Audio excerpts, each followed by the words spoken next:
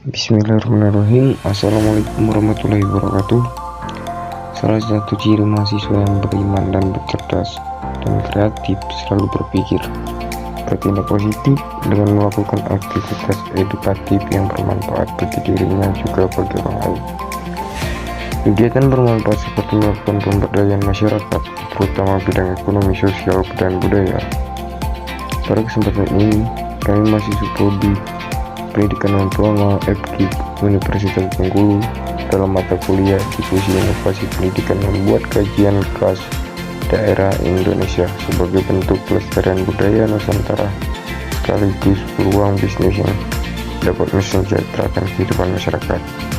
Kegiatan ini diinspirasi oleh dosen mata kuliah Diskusi Inovasi Pendidikan Bapak Muhammad Ilham Abdullah. Audiens yang berbahagia, review saya yaitu tentang pendap makanan daerah khas Bengkulu dan baitat makanan khas dari Bengkulu. Baiklah, saya di sini akan menjelaskan apa saja bahan untuk membuat pendap. Yang pertama ada 4 ekor ikan kembung Banjar. Yang kedua, 2 sendok makan minyak goreng, 1 sendok teh garam, setengah sendok teh lada bubuk, setengah sendok teh gula pasir, 2 lembar daun pisang, 4 lembar daun salam, 3 buah asam kandis, 100 gram kelapa parut kasar yang diserengai, 300 ml santan, 1 butir kelapa, 5 lembar daun mangkokan diiris halus, 1 sendok teh bubuk penyedap rasa, 5 lembar daun jeruk, 2 batang serai memarkan, 2 bumbu bawang halus, 8 butir bawang merah, 4 siung bawang putih, 1 ruas jahe, 1 ruas lengkuas, 3 butir kemiri, 2 buah cabai merah besar, 1 ruas kunyit. Yang pertama, bersihkan ikan kembung Banjar dengan teliti, buang insang, sisi, dan isi perutnya. Bilas, bersih, lalu lumuri dengan garam dan air jeruk nipis. Diamkan selama 15 menit untuk mengurangi bau amis. Yang kedua, iris halus daun mangkokan, rendam dengan garam, lalu remas selama 1 menit, bilas dengan air dan tiriskan. Yang ketiga, haluskan bawang merah, bawang putih, cabai merah, jahe, kunyit, lengkuas, dan kemiri.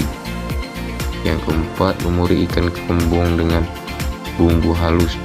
Tambahkan garam, lada, dan gula pasir secukupnya.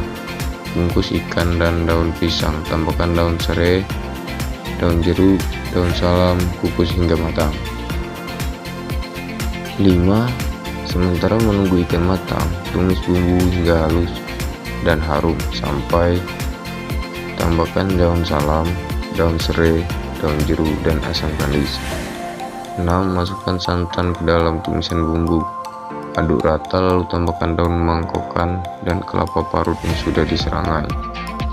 Bumbu dengan garam, lada, dan gula pasir secukupnya. Masak hingga kuah mengental.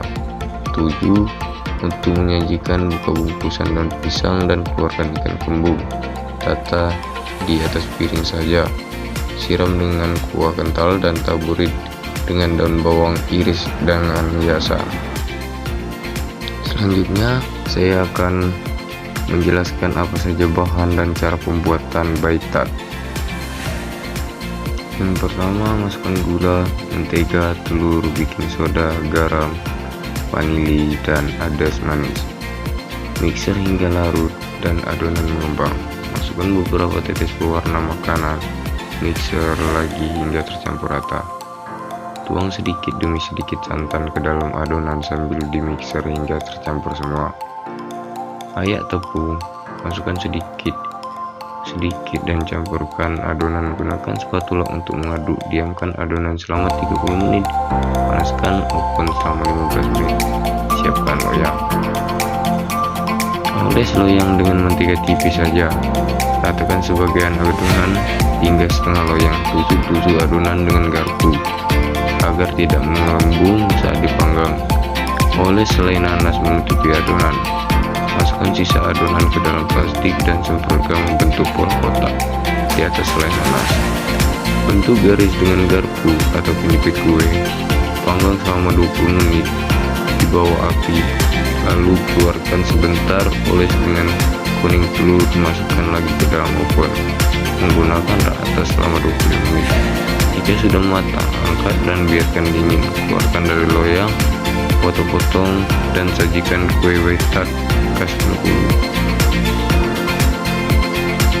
Ini itu saja yang dapat saya sampaikan. Jadi kurang maaf, semoga bermanfaat bagi audiens. Saya akhiri, wabillahi taufik wal hidayah. Wassalamualaikum warahmatullahi wabarakatuh.